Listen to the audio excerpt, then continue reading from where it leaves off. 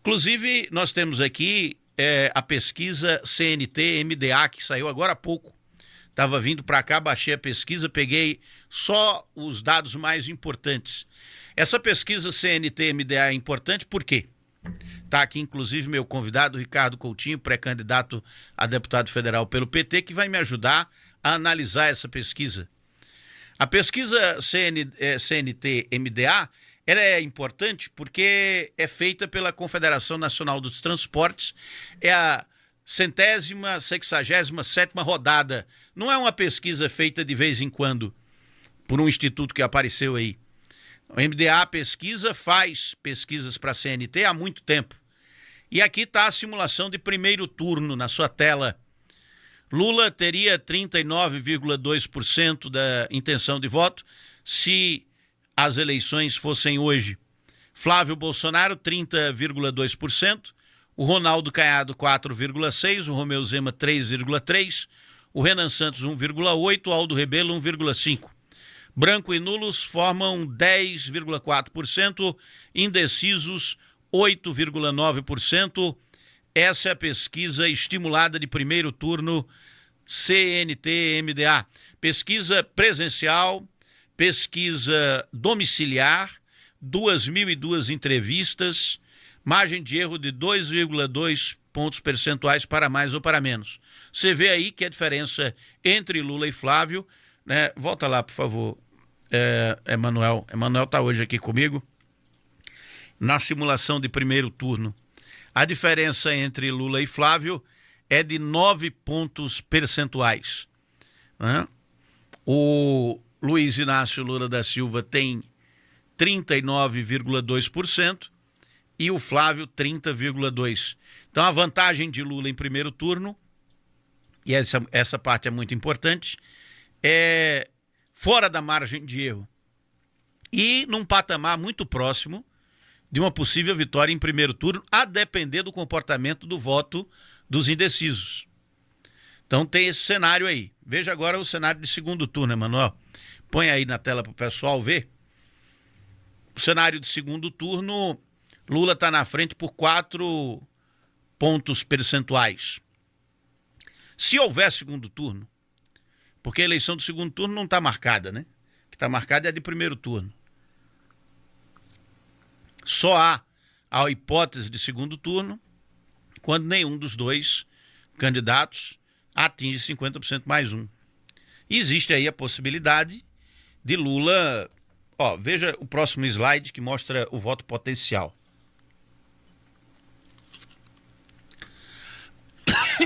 Não, aí é o resultado por pré-candidato, isso aí é outro dado muito interessante. Mostra a definição de voto. Quanto o voto no candidato está definido? Volta lá, porque aí eu vou mostrar aquele dado mesmo, do amarelo e azul.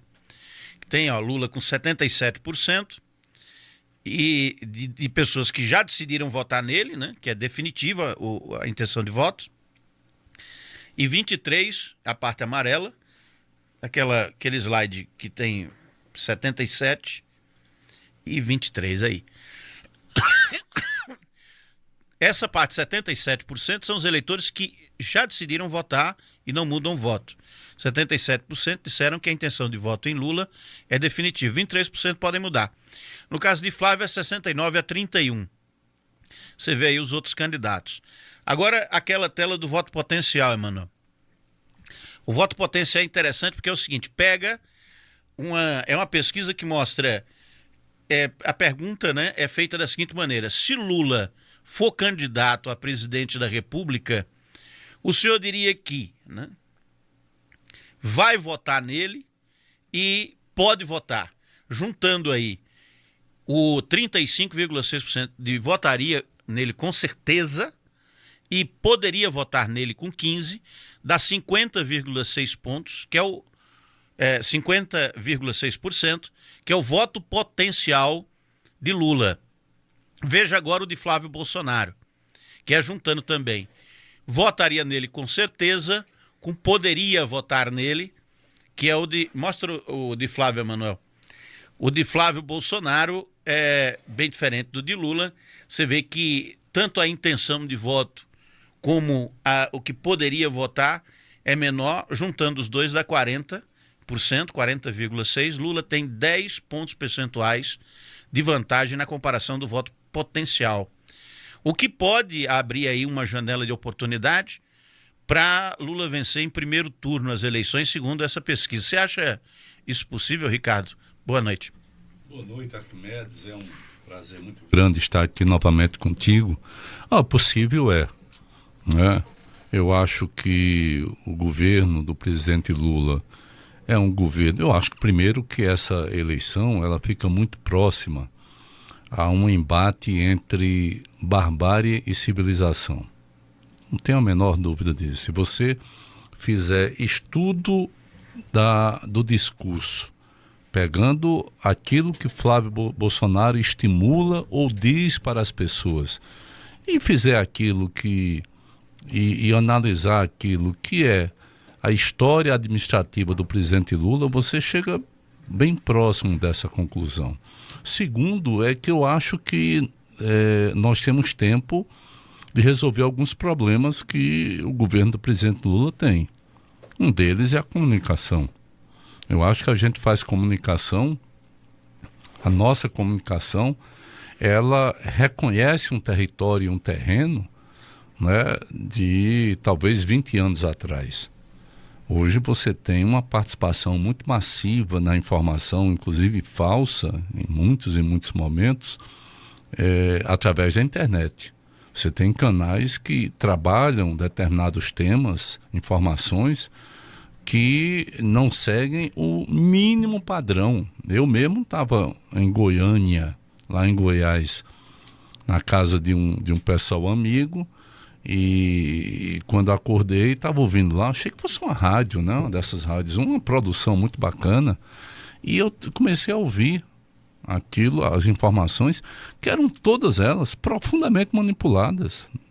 E eu achei que fosse uma rádio e cheguei lá para a senhora que estava passando uma roupa lá na casa dessa minha amiga e perguntei se era rádio. Ela não soube dizer direito, disse apenas que era um canal do YouTube.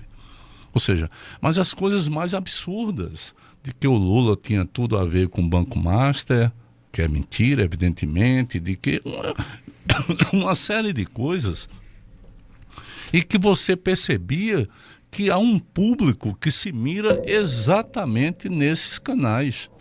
Ontem à noite, num assentamento aqui próximo em Campina Grande, uma das pessoas disse que se informava exclusivamente com esses canais. Então, o governo precisa reconhecer que não dá mais para fazer comunicação como se fazia há 20 anos, onde você pega recursos, coloca lá em cima nas grandes redes, esses recursos são repassados para as suas afiliadas, né? E quando chega aqui embaixo, as afiliadas pegam os seus respectivos programas e quebram o governo do presidente Lula.